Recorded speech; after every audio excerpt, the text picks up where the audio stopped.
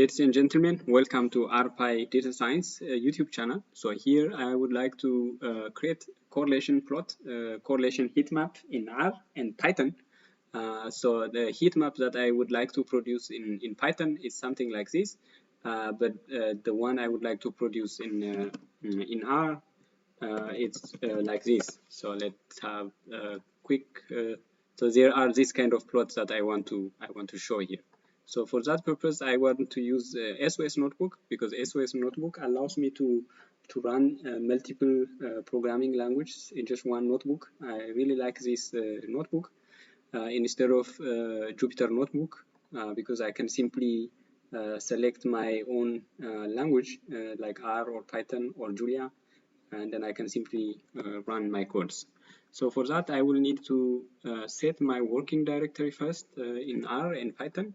So let me do it in R. I would use like this, set working directory, and then I can add my paths. So I can simply run the paths, and the next thing I want to do this in Python. So I can choose Python here, and then I can simply run this. I already have now set my working directory in Python and R. So the next thing I want to do is read data. So I have a cancer classification data set.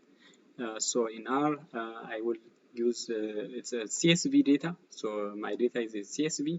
So I will need to use read CSV. So let me save it as r dot, and then read CSV.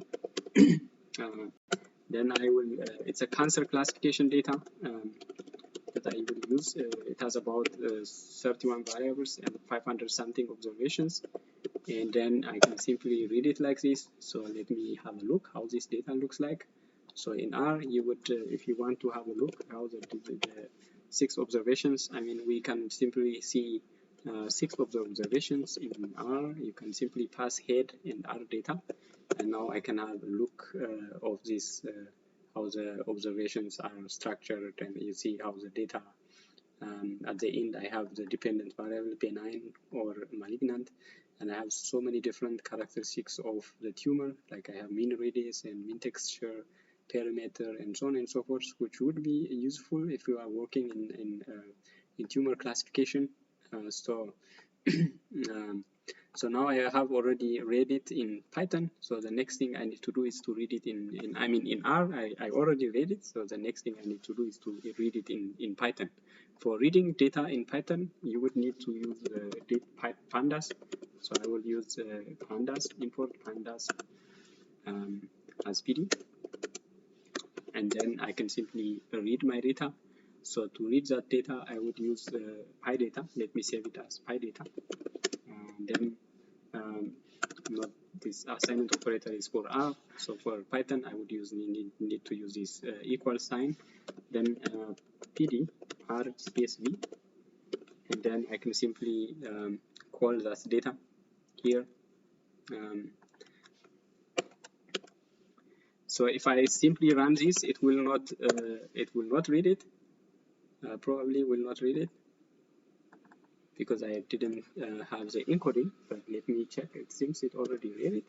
So if I check the head, yeah, so it's already reading it. So I don't need to bother about the encoding. But sometimes if you don't have, if you don't read it, you may need to change the encoding. So so the next thing, let me add a few lines and change some of my kernel to R, and the next one to Python, and then yeah, it goes like this. I mean, this is the nice feature of SOS Notebook. So now now I have already read. Let me select, because it's a very big data set with 31 columns. So I don't need to use all of these 31 variables for this purpose. I mean, for this video. So I will need to filter only text subsetted columns. So let me save this filter R data in R. I would simply, you can also use dplyr or the indexing, the data, like the superscript way. So I can simply use these square brackets, and then the column and names that I want. I'm interested from column 1 to number 8. So that means from mean until here. So this until here, until the last column here. and the last variable that I want is the last one, is the dependent variable. So that's the 31st column. So I will need to add this here, 31. So it should be added after the comma, because the comma, everything you add here is represent the rows, but after the comma is to filter, to select the columns. So now I already have all the data that I want. Let me have a look ahead. So I need to change this to R, and then now I have the variables I want, only 9 variables. So to do the same in R, in Python, I can simply again filter PyData, Python data equals, I need to use this equal sign, and then PyData, that was my original data. I want to use I location, the location of the columns, and then I need to, it's the same as in R. I would still need to use these square brackets. So that means if I'm interested to select all rows, if I'm not going to select, let's say from 1 to something, then you may need to define it here. Otherwise, I can simply pass this semicolon of all rows. So all rows, and then I can see like, because here in Python, as you have seen, counting starts from 0, where in R, counting starts from 1. So the head, it shows you six observations, but in Python it shows you 5 observations, and it shows you 5 rows. So that's if I want exactly the same in Python, I can simply use 5, 6 if it's needs to be exactly the same as in R. So you would use in R, head gives you 6 observations. In Python, head gives you only 5. But the counting starts from 0, and in Python, in R, counting starts from 1. So the indexing is always from 1. That's really the key difference in in R and Python. So the next thing, because Python starts counting from 0, so then I would need to use 0 to 7, because if you remember, I was selecting from 1 to 8. So that means it starts from 0. So everything from 0 until 8, until 7. And then the last column in here, 31. So for that, I would again need a comma, 31, and then another comma. Now, if I run this, it will produce an error. So I need to use a different library to do that. So for that, again, I need to use this NumPy, import NumPy as NP. And then I will need to use this np.r, something like this. Now I should be import NumPy as np. So it's producing an error somewhere. So maybe I made a mistake.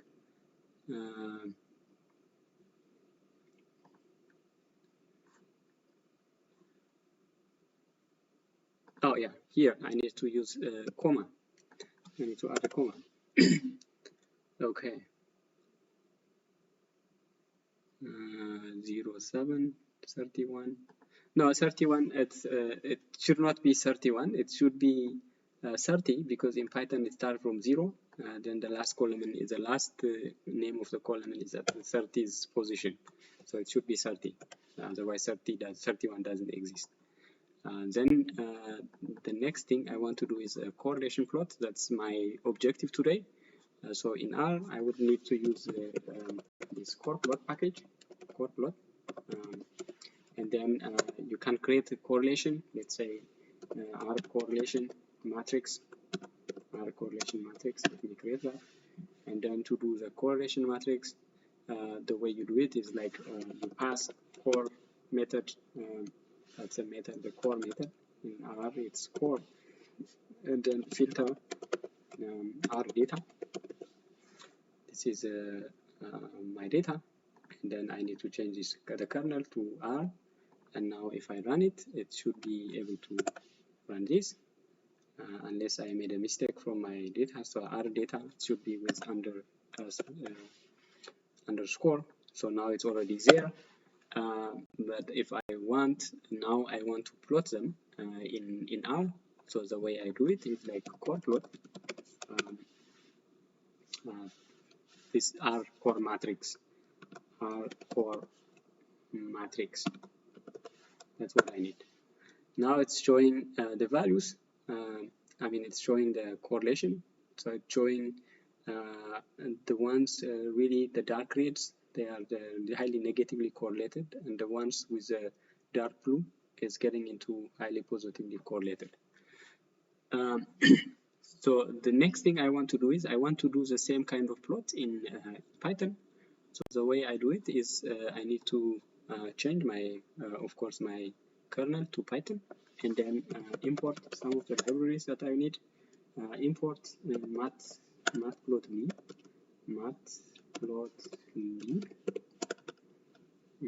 lib pyplot as PLT, and then import Seaborn as SNS.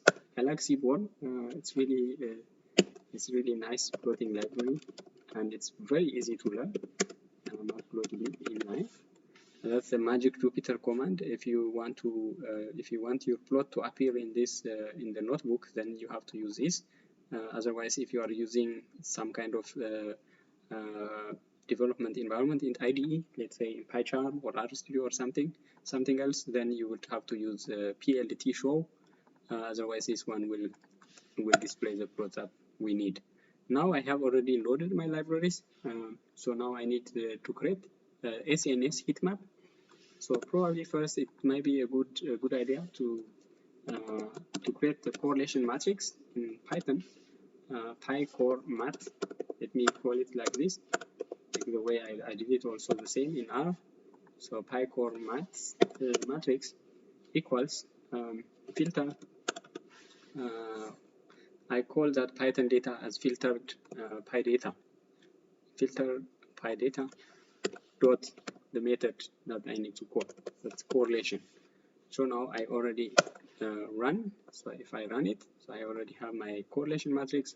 So the next thing I need to use the SNS heatmap, and then call my correlation matrix object here. So if I run this, should be able to produce my plot. So now I have this kind of plot. It's a little bit different from what you get. Let's say if I want to make it look like, then the one in R, I need to probably add a few more arguments. Let's say it should be maybe we can simply have a look at the core plot, this core plot.